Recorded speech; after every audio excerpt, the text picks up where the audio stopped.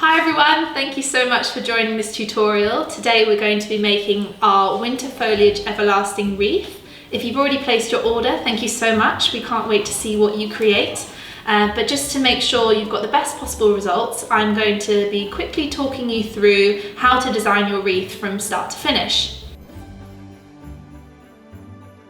So before we begin, I'm just going to run through what you'll find in your everlasting wreath kit. So you've got your gorgeous cypress base, lots of different foliage, you have tons of eucalyptus and spruce and pine and some berries as well. And then you will also find some ribbon and twine for hanging and just a little instruction manual which just runs through how to design your wreath, which is obviously what we'll be talking about now. But it also mentions that you may want to wear gloves when designing your wreath, particularly if you have children helping you. There might be some a little bit of exposed wire on some of these sprigs, so gloves are just an extra safety precaution. And then you also might want to use a hot glue gun. So this isn't compulsory, but if you're displaying your wreath outside where it's really exposed to the elements, for instance, you may want to add some hot glue just for that extra hold to make sure that your sprigs stay put. Great, so let's get designing. If you just want to take your cypress base out of the box, and the first thing we want to do is just tease some of the greenery out from the base. And this is just so that you add volume. Obviously it can get a little bit compact in the box. So you can see that I'm just gently pulling apart all the sprigs just to make it sort of wide as possible and leaving plenty of space to add our extra greenery. And then if you turn over your wreath, you'll find that there's this really amazing base which is made of soft wire, and it acts a bit like a nest, which is going to be perfect for when we're adding the sprigs and just really wanting to anchor them in. And then in particular, you'll find some thicker wire has been spiraled around the base. And these are really good points where you'll be able to insert your sprigs and really anchor them down.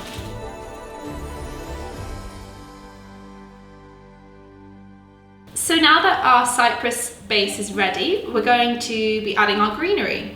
So I'm going to start with this really great spruce. We've got a number of different sprigs here, and if you just want to take one of your spruce sprigs, and in order to insert it, you just want to expose the wreath base by just gently pulling away your cypress greenery.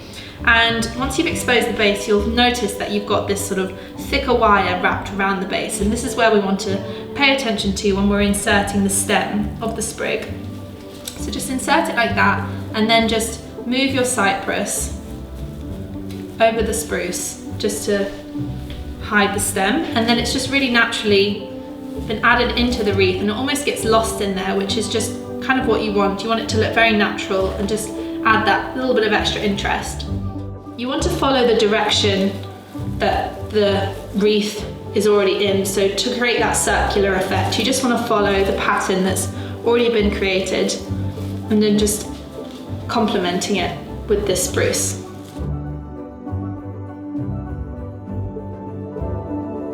The next thing we're going to add is our pine needles. So you have a number of different sprigs in your wreath kit, and they are different sizes. So what I would recommend is focusing the larger pine needles onto the outside of the wreath. So like with the spruce, you just want to find that thicker wire around the outside of the wreath and just let the pine needles just really delicately hang along the outside. And then for your slightly smaller ones, I'm just going to do the same but on the inside, and this is just to add some interest to the circumference of the inside of the wreath. Perfect. So now that our sort of classic festive greenery has been added, we're going to start with our eucalyptus.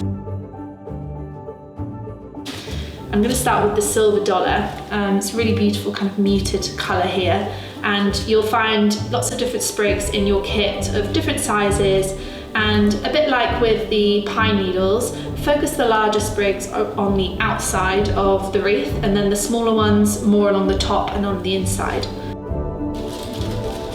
And these are really also great to bend and kind of manipulate to create more sort of whimsical shapes.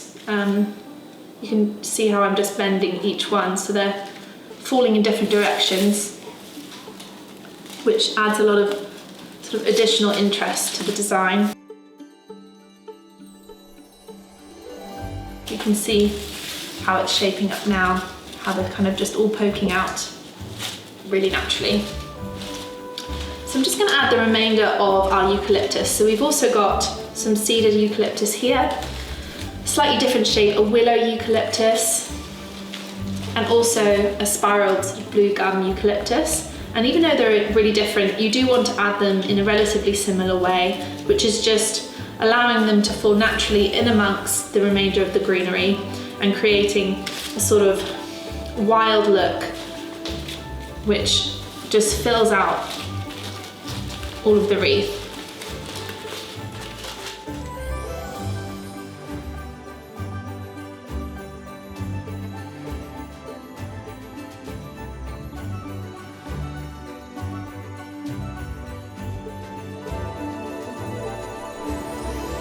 Let me just show you how it's shaping up with all the eucalyptus added. And now I'm going to add our final two pieces of greenery, which is a box spray and a pittosporum.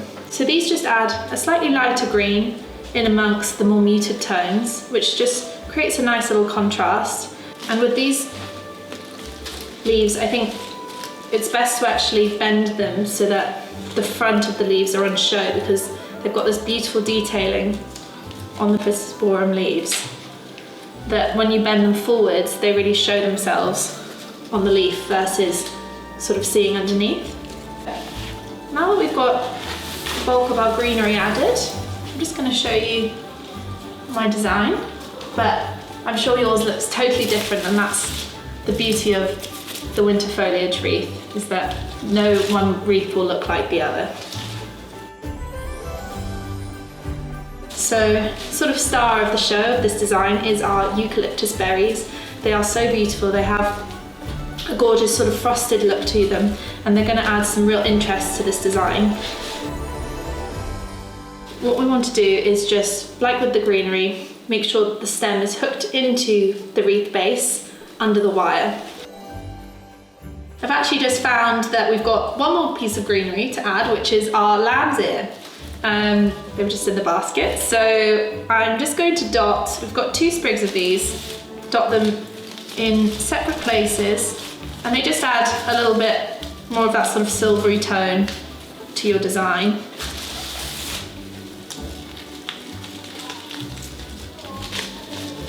There we go. And we are almost finished. I'm just going to show you my design so far. So we've got all of these gorgeous berries just dotted around, lots of different foliage. The last thing we're going to add are the twigs, and the reason I left these till the end are because once you've sort of added your greenery, you've got an idea of the shape, but the twigs can really add that sort of extra element. They add more rusticness to the wreath, and you can kind of stick them on top of the wreath to create like more volume upwards as well as outwards. I'm pretty happy with how it's shaping up. Now I want to focus on hanging it and displaying it for everyone to enjoy. So in your wreath kit you'll find some twine and some ribbon, and the reason you have both is so that you can actually display your ribbon versus using it to hang it. Obviously if you want it just to hang and you want a sort of ribbonless wreath, you can do so, but I'm going to show you how to use the twine to create something to hook your wreath onto, and then the ribbon on the outside is a bit of a decorative piece. So if you take your twine and turn your wreath over, you don't really want to put it on its front because you'll ruin some of sort of the volume that you've just created, but take your twine and find an area where you want your wreath to be hanging at the top. I sort of picked, as I was designing, I sort of knew that I wanted this to be the center of my wreath at top, because I've got a nice berry here and lots of sort of twigs coming out. So that's going to be my sort of top center, and on the wreath base you just want to thread your twine quite delicately so you don't sort of ruin any of the foliage in front. And you just want to thread the twine so it's flush against the base and not showing from the front, of course. And then you just want to add a double knot so it's nice and secure.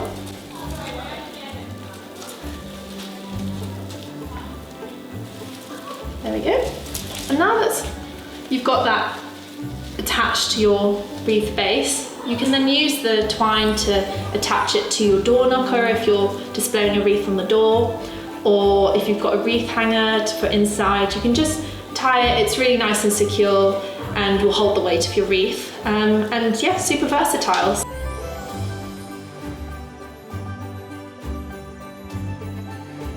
With your ribbon, you almost want to do the same with threading with on the base, but sort of the other way around. So what I want you to do is just take the front again, and where you think the top will be, and just thread your ribbon from the back. And then to create a knot, you're just going to have to delicately feed the ribbon through the greenery so that you are able to tie a knot that's, again, flush to the base. It can be a little bit fiddly, so just take your time with this bit, so you don't want to break anything. Then I'm just going to tie a really simple bow. Of course, you can just do a knot if you wanted it to hang just naturally like that, or if you're like me and just like a little bow, then just simply tie your bow and then just spend a bit of time playing around with it so that the velvet is facing forwards and you've got like a natural fall to your ribbon. And this can often mean you have to sort of tease it around the foliage so that it hangs nicely. Great, so this is my finished wreath design. I hope you like it. I cannot wait to see all of yours. Please tag us on Instagram or send us through the designs after you make them. And of course, if you have any questions along the way, please let us know. We'd love to hear from you. But otherwise, thank you so much for joining this tutorial, and Merry Christmas.